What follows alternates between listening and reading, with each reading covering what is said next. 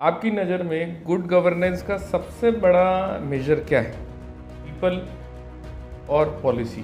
Good governance का एक simple major ये है कि आप सिटीज़न जो सबसे लोएस्ट रंग पे है सोसाइटी के अंदर, आप उसको कितना एम्पावर कर पाए, कितनी सर्विसेज सरकार की, कितना पैसा सरकार का उस तक पहुंचा पाए। इंजीनियरिंग में कैसा है कि अपना इंडिया के अंदर बहुत ही ज़्यादा इंजीनियर्स प्रोड्यूस होते हैं, ज़्यादा मार्केट अनसर्टेनिटी रहती है, तो उनके पास रिस्क का एपेटाइट होता है। लेकिन सीए बनते ही इंसान को एक रिस्पेक्टेबल जॉब प्रैक्टिस कहीं पर भी उसका एक वो रहता है, तो सिक्योरिटी को छोड़कर अगर वो पब्लिक सर्विस में आ रहा है तो फिर that is a bigger decision, मतलब वो ज़्यादा लॉडेबल है। और फिर वो अगर करेगा तो उसके अंदर कई सारी ऐसी चीज़ें हैं जो मेरे साथ में आज बहुत ही इम्पोर्टेंट शख्सियत CA Atirak Chaplot sir. He is an IAS officer from 2018। He cleared in 2018 and 2019 batch इनको अलॉट हुआ। And today he is the district development officer Valsad government of Gujarat में, ये हमारे साथ में है। So thank you very much Atiraq ji for accepting our invitation and coming right here for the session, of course, and of course for the podcast as well. Thank you so much. So let us start. He is a personality with a grassroot information and जो आज हमारे साथ में एक युवा IAS officer मौजूद हैं जो कि चार्टर्ड अकाउंटेंट होने के साथ साथ उन्होंने गवर्नेंस और ग्रासरूट डेवलपमेंट में भी अपनी पहचान बनाई। कोविड जैसे बड़े ही टफ समय में इन्होंने अपनी सर्विस ज्वाइन करी और उसके बाद के अंदर गुजरात में अपनी सेवाएं इन्होंने दी। सर, मेरा आपसे पहला प्रश्न है, what motivated you, which makes you from a chartered accountant to an IAS officer? Because our viewers are mostly the young fellow. They want to hear it out that what is the motivation behind reaching to this place? First, thank you so much for having me. Always find it very special and very heartwarming to guide others like others have guided me.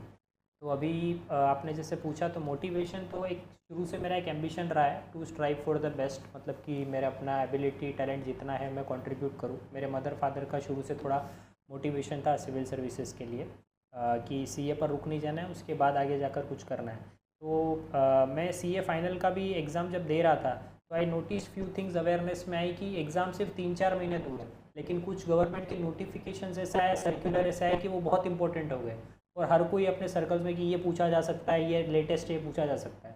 I was just in that awareness कि ये कर कौन रहा है, कि इतना notification कौन issue करता है, कौन सी पावर्स इशू होते हैं, हम तो खाली उसे इम्प्लीमेंट कर रहे हैं। तो एक तब मुझे मालूम पड़ा कि IRS IAS जो टॉप पर बैठे हुए हैं वो ऐसे सब नोटिफिकेशंस और वो डिज़ाइन करते हैं, हमारी पार्लियामेंट और हमारे लेजिस्लेचर्स उनको निकालते हैं और फिर बाद में वो पूरी जनता इम्प्लीमेंट करती है। तो एक क्यूरियोसिटी वहाँ से बनी थी। और उसके बाद में जैसे ही CA क्लियर हुआ, I was only 20 years when I clear the CA exam, तो तभी मेरा ऑल इंडिया रैंक 16 आया था। इंटर में भी मैंने 15 स्कोर किया था रैंक, तो तभी एक थोड़ा एम्बिशन था कि इसके आगे भी कुछ करना है। तो क्योंकि 20 में वैसे भी हमको CA का मेंबरशिप मिलता नहीं है, we have to wait till 21, तो एक साल एडिशनल था मेरे पास, तो मैंने सोचा कि क्यों ना सिविल सर्विसेज का ट्राई किया जाए। एक RPSC के अंदर ही एक सिलेक्ट हुए थे, वो भैया राजस्थान में मुझे गाइड कर रहे थे, तो उन्होंने थोड़ा बहुत इनिशियल गाइडेंस दिया था। Then I appeared for my attempt. I initially failed my 2 attempts। जो शुरू में था मेरा पहले में प्रीलिम्स क्लियर नहीं हुआ, सेकेंड के अंदर मेरा मेंस क्लियर नहीं हुआ। In third attempt I then prepared whole heartedly और इंटरव्यू की प्रिपरेशन के लिए फिर मैं दिल्ली गया, वहाँ पर भी अच्छा मुझे गाइडेंस फीडबैक मिला लोगों से और 2018-19 में मैंने क्लियर किया। मोटिवेशन तो एक यही था कि एक पब्लिक सर्विस का मैंने इम्पैक्ट देखा था कि उदयपुर के अंदर में भी जब मैं स्कूल में था तब गर्मी बहुत ज़्यादा होती थी, तो हम एकदम से वन फाइन डे न्यूज़ आता था कि कलेक्टर ने जिले में छुट्टी डिक्लेयर कर दी। तो एक वो भी एक रहता था कि ये कौन सी पोस्ट है जब पूरे डिस्ट्रिक्ट के अंदर ही आप पूरा का पूरा छुट्टी डिक्लेयर कर सकते हो। तो एक वो थोड़ा वो फेज़ था। फिर बाद में एक मोटिवेटिंग स्टोरीज़, जनरल नॉलेज क्योंकि मुझे शौक था तो मैं पढ़ता रहता था। तो देन आई वॉज कहीं ना कहीं इन सर्कल्स के अंदर मुझे एक मालूम पड़ा कि public service is the Avenue की जहाँ पे आप लाखों लोगों की ज़िंदगी अगर आप टच करना चाहते हो और डिसीजन मेकिंग और आप उस लेवल पे पहुँचना चाहते हो जहाँ पे आप नोटिफिकेशन खुद निकाल रहे हो रादर देन इम्प्लीमेंटिंग और तो it is a way to do it. Great sir. So of course I can very well understand कि स्कूल की छुट्टियाँ बहुत इंपॉर्टेंट होती है और भाई ऐसा कौन आदमी आ गया जो हमारे स्कूल की छुट्टी करा रहा है, तो वो कितना पावरफुल आदमी होगा। तो very inspiring moment. My second question to you, as a district development officer, आपकी नज़र में गुड गवर्नेंस का सबसे बड़ा मेजर क्या है, पीपल और पॉलिसी? नहीं, पॉलिसीज़ गवर्नमेंट डिज़ाइन करती है ताकि लोगों की लाइफ इजी हो सके, कहीं ना कहीं ईज़ ऑफ लिविंग या ईज़ ऑफ जो भी अपना बिजनेस हो गया, जो भी स्टैंडर्ड्स हैं उसमें आगे बढ़ सकें। गुड गवर्नेंस का एक सिंपल मेजर ये है कि आप सिटीज़न जो सबसे लोएस्ट रंग पे है सोसाइटी के अंदर, आप उसको कितना एम्पावर कर पाए, कितनी सर्विसेज सरकार की, कितना पैसा सरकार का उस तक पहुंचा पाए, और कितना इफ़ेक्टिवली आपने सोसाइटी के जो सबसे बैकवर्ड ट्रोडन पे है, जिनका शायद कोई भी नहीं सोचता, उनके लिए आपने कितना काम किया और उनकी स्टैंडर्ड ऑफ लिविंग में कितना ग्रोथ हुआ।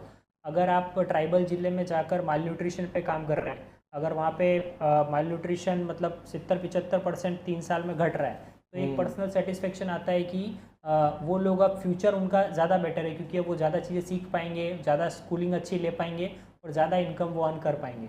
तो ऐसी छोटी छोटी चीज़ें जो होती है कि जो पर्सन की लाइफ, डेली लाइफ को पॉजिटिवली इम्पैक्ट करती है, वो गुड गवर्नेंस है। वो किसी भी रोल में हो सकती है। अगर कोई अर्बन में बैठा है और रोड भी ऐसे बना रहा है कि पोर्ट होल कम हो रहे हैं और एक्सीडेंट्स कम हो रहे हैं, या फिर आईसी कुछ ऐसी कर रहा है कि पब्लिक में अवेयरनेस आ रही है चीज़ों को लेकर, तो ये सारी की सारी चीज़ें मिल के पूरा एक अम्ब्रेला टर्म है उसका गुड गवर्नेंस। और उसमें एक्चुअली देखा जाए तो बहुत छोटी छोटी चीज़ें, छोटे छोटे स्टेप्स जो हम डेली लेते हैं, जो लोगों की रोज़मर्रा ज़िंदगी को टच करते हैं, नॉट अ ग्रैंड विजन, वो ऑब्वियसली होगा, बट रोज़ का रोज़ कुछ इम्प्रूवमेंट आ रहा है डेली लाइफ में पीपल का, एंड कंट्री आगे बढ़ रहा है फेवरेबली, तो वो गुड गवर्नेंस है। Right sir. हमारा पॉडकास्ट बहुत सारे यूथ देखते हैं और देख भी रहे हैं, और स्टूडेंट्स भी देखते हैं, एंड ऑफ कोर्स जो पर्पस है वो ये है कि आप लोगों की जर्नी को हम लोग शोकेस कर सकें। बट आज के यूथ को आपका कोई संदेश कि उनका राष्ट्र निर्माण में उनकी क्या भूमिका हो सकती है, how they have to evolve their life so that they can be a contributory in the nation building?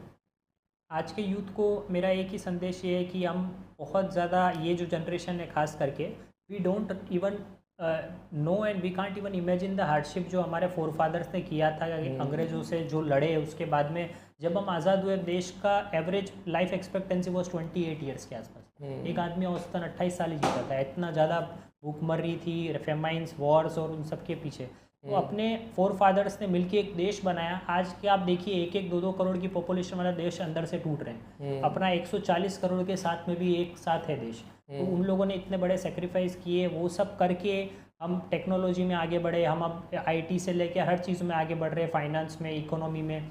अभी हम बड़ी अर्थव्यवस्था बन रहे हैं, आगे भी ग्रोथ करेंगे। उसमें कहीं ना कहीं उनका योगदान है। हमको वो लेगेसी को आगे कैरी फॉरवर्ड करना है। And it is not necessary कि बहुत बड़े बड़े लेवल पे आपको काम करना है। आप जहाँ पर हो, जिस सर्विस में आप हो, वहाँ पे अपना बेस्ट दीजिए। अपना जो अपनी सेंट्रल फिलोसॉफीज़ रही है अपने कंट्री की, आप स्पिरिचुअल फिलोसॉफीज़ बोलिए, कुछ भी बोलिए, कि अपने को ग्रेटिट्यूड के साथ में कि जो मिला है उसमें कितना बेस्ट दे सकते हैं हम। अब वो कोई सोसाइटी में कुछ बहुत स्मॉल लेवल पे काम कर रहा है कि रोज़ 1 घंटा, मतलब हफ्ते में 1 घंटा निकाल के अपने गली की या कहीं के पब्लिक स्पॉट की सफाई कर देता है। हफ्ते में 1 घंटा निकाल के किसी स्कूल में जाके एक्स्ट्रा पढ़ा देता है कि वहाँ के बच्चों को एक्स्ट्रा कुछ गाइडेंस मिल जाए। तो ऐसे छोटे छोटे स्टेप्स आप कीजिए। ग्रुप्स बनाइए अपने, कि आप अपने कंट्री को, अपने स्टेट को, अपने सोसाइटी को कैसे बेटर सर्व कर सकते हैं। और जिस फील्ड में आप हो उसमें आप 100% अपना दीजिए without any reservation and all. और ग्रेटिट्यूड एक रखिए अपने एल्डर्स के लिए, अपने फोर फादर्स के लिए, गॉड के लिए, कंट्री के लिए, कि आज हम जिस स्टेबिलिटी में, जितने कंफर्ट में हैं, इतनी कंफर्ट में कोई जनरेशन बड़ी नहीं हुई है। और उसका थोड़ा अवेयरनेस रखिए कि ये सब जो टेक्नोलॉजी के कारण जो एडिक्शंस हो रहे हैं और वो हो रहे हैं, उससे थोड़ा दूर रह के, ग्राउंडेड रह के आप कंट्री के लिए काम कीजिए। आप सेटिस्फेक्शन मिलेगा आपको। Great sir. Last question to you, of course related to the institute. Any suggestion और any input for the institute or for the committee which we are working, sir? देखो, कमिटी का एक बहुत इम्पोर्टेंट ये role है कि CA institute जो final products बना रहा है, तो उसके अंदर 1-2 चीज़ें इनबिल्ट पूरे ट्रेनिंग में हमको सिखाई जाती है। हम प्रैक्टिकली जो ऑडिट्स में भी करते हैं, ethics, integrity, independence, fairness and everything. ये सारी वही चीज़ है जो हमको लबासना में, जो आईएएस या कोई भी आप सेंट्रल सिविल सर्विस बनोगे, आपको फाउंडेशन कोर्स में जो फर्स्ट डे से चीज़ें पढ़ाई जाती हैं, ये वही चीज़ें हैं। और ये हमारे बिहेवियर में पहले से ही कहीं ना कहीं मोल्ड कर रहा है हमारा सर्विस, क्योंकि हम पब्लिक लिमिटेड कंपनीज के स्टेटमेंट जिनके बेसिस पे कई लोग अपने लाइफ टाइम के सेविंग्स के डिसीजन लेंगे, वो कहीं हम ऑडिट कर रहे हैं, कोई कुछ कर रहे हैं, तो सेंस ऑफ रिस्पॉन्सिबिलिटी पहले से ही है। वी नीड टू थोड़ा सीए में क्या है कि आई फील सो कि मेरा जो बैच था उसमें 180 आईएएस थे, उसमें से 127 were engineers. As far as I know I was the only chartered accountant 180 में से। तो आई फील कि थोड़ा रिप्रेजेंटेशन इंक्रीज कर सकते हैं हम वी आर जो बन चुके हैं, अलग अलग पोस्ट पे हैं। मेरे बाद वाले बैच में आई थिंक 2 या 3 आए थे, तो आई एम नॉट श्योर अभी करंट अभी 6 आए सर इस साल। अभी 6 आए, तो वेरी गुड। मतलब बट हमारा टारगेट है अगली साल 20 आए, 20 आने और हमारा टारगेट ये है कि 100 जब 2047 हो और 1000 यूपीएससी क्लियर कर रहे हो तो 100 कम से कम चार्टर्ड अकाउंटेंट निकलने चाहिए institute. I will feel that मतलब बहुत ही पर्सनली, क्योंकि अभी इंजीनियर्स जो आ रहे हैं, इंजीनियरिंग में कैसा है कि अपना इंडिया के अंदर बहुत ही ज़्यादा इंजीनियर्स प्रोड्यूस होते हैं, बहुत ज़्यादा मार्केट अनसर्टेनिटी रहती है, तो उनके पास रिस्क का एपेटाइट होता है। लेकिन सीए बनते ही इंसान को एक रिस्पेक्टेबल जॉब प्रैक्टिस कहीं पर भी उसका एक वो रहता है, उस सिक्योरिटी को छोड़कर अगर वो पब्लिक सर्विस में आ रहा है तो फिर that is a bigger decision, मतलब वो ज़्यादा लॉडेबल है। और फिर वो अगर करेगा तो उसके अंदर कई सारी ऐसी चीज़ें हैं जो अपनी सीए की directly first day of service से काम में आ जाती है। कोई फाइनेंशियल एस्टीमेट बिल वगैरह हम देखते हैं, तो बाकी सारे जो अनट्रेंड आई है उसको शायद महीनों लगे वो सब सीख के अपना वो लाने में। From first day we can check if everything is regular और नॉट, वो गवर्नमेंट में बहुत बड़ी बात है। और एमपीएससी ऐसे जो आपके पब्लिक सर्विस कमेटी वाले जो हैं वो ऐसे प्रोग्राम्स आउटरीच के करते रहे और लोगों में इंटरेस्ट बनाते रहे, तो वी कैन सी कि it is a Avenue, it is not the only Avenue but it is an important Avenue. कि अगर चार्टर्ड अकाउंटेंट अपने एवेन्यूज़ बहुत बढ़ाना चाहता है कि अपना और ज़्यादा बड़े लेवल पर जाके सर्व कर सके, तो उसके लिए एक काफ़ी अच्छा प्लेटफॉर्म है public service. Great, sir. Thank you so much for your inspiring experience, journey, and valuable insight. I'm sure the viewers will certainly get benefit of your journey, your story, sir.